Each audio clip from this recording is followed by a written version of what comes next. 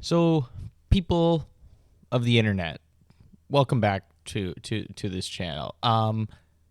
Apple is one of the most gatekeeper companies I've ever seen when it comes to their proprietary software and features on their devices, and also hardware. Let's not forget the Lightning port. But the EU is cracking down on Apple and basically holding them to a higher universal standard when it comes to technology as a whole, right? Across all different devices. They want sort of, they want consistency when it comes to technology. And you can see that with the USB-C thing that happened earlier this year. I think that was earlier this year, with the switch to USB-C with the iPhone 15, not because Apple actually wanted to do it, but because the EU was pressuring them, and now it's an actual standard for that region. Because right, it just makes sense. Like everyone's using USB-C, it's great technology, and they want consistency across devices for charging, for data transfer, all that sort of thing. It's best to have one sort of port, or else it starts becoming gatekeeping in a sense. So, we got some more news. You probably heard about this in recent news. Everyone's talking about it. I am, I talk about smartphones here and there. So I was like, okay, let's do a little deep dive. I'll show a quick article about the whole iMessage RCS thing coming. And as I said before, like this is very related to the whole Lightning port thing that happened earlier. But I think this is also the EU pushing for this. But I think, what was it? The GSM network? I don't know. I'm not an expert on this stuff, but something about the GSM network was now making this like a standard for their network or something like that, to use RCS technology. So if you haven't heard, if you live under a rock, there was recent news that basically Apple's getting more additional pressures to switch over to or basically enable RCS technology on all their iPhones, because right now it's literally turned off. They just have not adapted this technology, even though they could. For reference, they're still using SMS and MMS messaging, which I'm not an expert on this, but essentially what it means is you don't get any advanced features with that. There's no end-to-end encryption that RCS offers, so lack of security, and also messages, MMS videos and images show up blurry, so you can't transfer as much high-quality data from device to device. You can't see read receipts. You can't see when people are typing and stuff like that. It's very ancient technology, and that was I believe that came out in the 1990s. And RCS technology is not anything new either. So you might be asking, oh, did Androids just adopt this a few years ago? The answer is no. This has been around for a while now. So actually, RCS technology came out in 2008.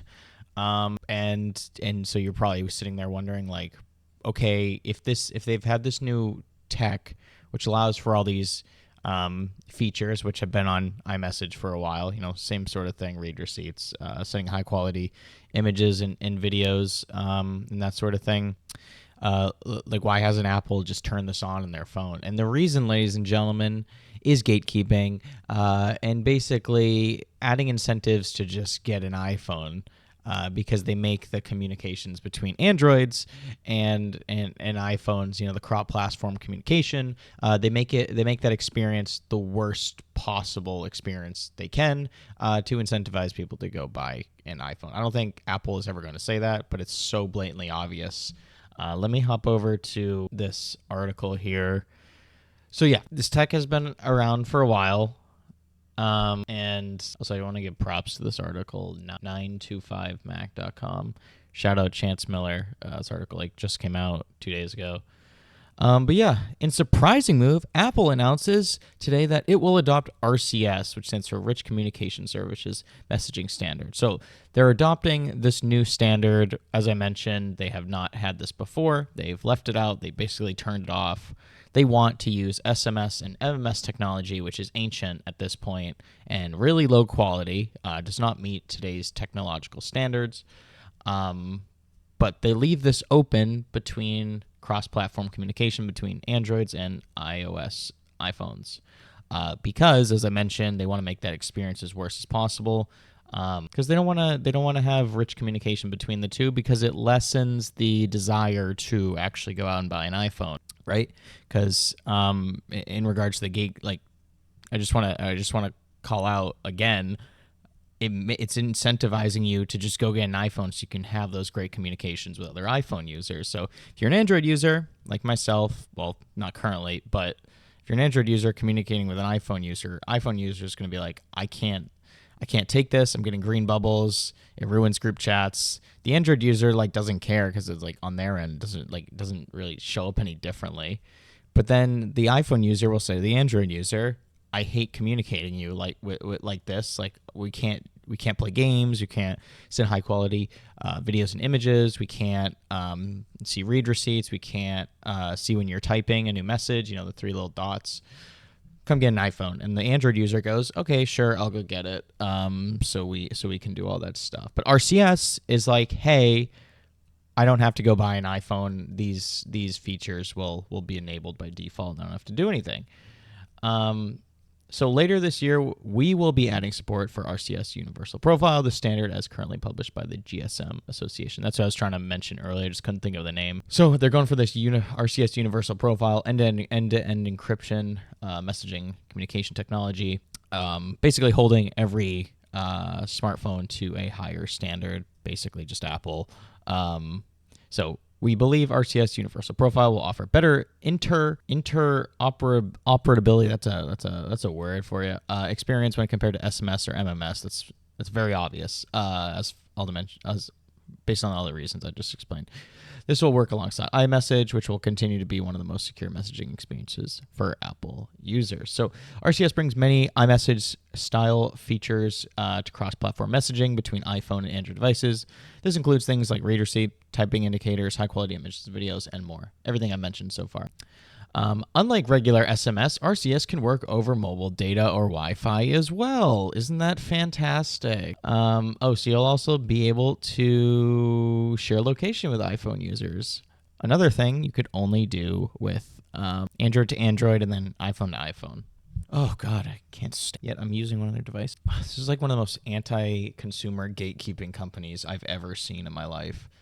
But they have some of my money. And I invest in their stock, so I can't really be bashing them too much. I don't want to see this company fail, or else I will lose money as well. So this is not Apple opening up iMessage to other platforms. Instead, it's just the company adopting RCS separately from iMessage. So that doesn't mean they're adding the iMessage app to the Google Play Store or the Samsung Store or anything like that. Like you can't go download iMessage, sign in with your Apple ID on an Android device, and then just like use that messaging app. Like that's not what this is. It's just basically bringing iMessage like features to Android, basically to allow for better communication, more advanced communication, high quality communication between the two smartphone platform or operating systems, however you want to describe it. Apple also reiterates that iMessage is far more secure and privacy friendly than RCS. I kind of believe that. iMessage end-to-end encrypted, and Apple just took that up a notch with advanced data protection for messages in iCloud. Apple says that RCS does not currently support encryption that is as strong as iMessage. Who cares? It's good enough. Apple's decision to adopt RCS follows years of pressure from some of its competitors, including Samsung or Google. Remember, Samsung and Google are not the bad guys here. They've been pushing to have RCS on iPhones and iMessage on Androids for years on end now to improve the communication between the two platforms. But Apple is so stubborn and they won't do it because, like I said earlier, they are gatekeepers. They want to keep people out of their walled garden, and they want to make the experience of everyone in that walled garden the best it can. So they're like, hey, come in here. You want these great messaging features? Come buy an iPhone for $1,000 with a 60 hertz display. Sorry, that's factually incorrect. I just want to correct that. $800 for a 600 or a 60 hertz display. $1,000 will get you with the Pro. I think. And they're also, what is this? Just last week, it was reported that Apple is set to appeal to the European Union about the inclusion of its App Store and iMessage services in the digital markets. Digital Markets Act. Not an expert on this. Nonetheless, Apple is getting ahead of the potential regulatory problems with today's announcement. So I'm not 100% sure on what that means. I think that goes back to maybe like adding iMessage on all the app stores for everyone to download, and they're pushing back on that. They don't want that. Apple reiterates its support for their open standards. The company, for instance, has worked closely with the likes of Amazon, Google on the matter. Whatever, not important. But the question is, like, will there still be green bubbles? Let me come back. Will there be green bubbles? I think so. I don't think they're just going to automatically give everyone blue bubbles now, even though that's like the simplest tweak ever. You could do that with just some basic if statements in their coding. Basically, if your message is coming from an Android phone, just make the text white with a blue background, but they won't do that. They make it with a green background to make the contrast look worse. And when there's less contrast, it just looks worse to the human eye. So they're like, let's just make it as worse as possible. Let's make the communication as poor as possible between iPhone and Android users. Yeah, that's all I got to say. Hope you guys enjoyed this video. I'm gonna make some Amazon content soon. Basically just like running through some cool tech deals, Black Friday, that sort of thing coming up. Talk about some interesting tech that I'm interested in. Some good deals out there for you guys to check out.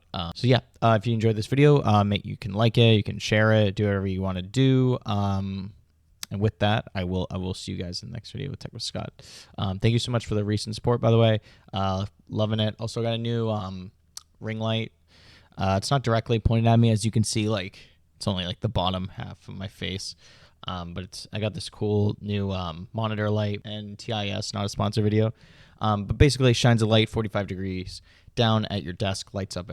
So if I do unboxings on this channel, I can film it directly from my webcam, which is high quality. That's the Instalink 360 4K webcam that's powered by AI. Not a sponsor video, as I said, but yeah, I'll see you guys in the next video. Peace out, everyone. Hey guys, thank you so much for watching another video on my channel. If you're interested, click over here to subscribe to the channel, and click over here for another amazing tech video review / tutorial. And yeah, thanks so much for checking out the channel. Appreciate all you guys. See you in the next video.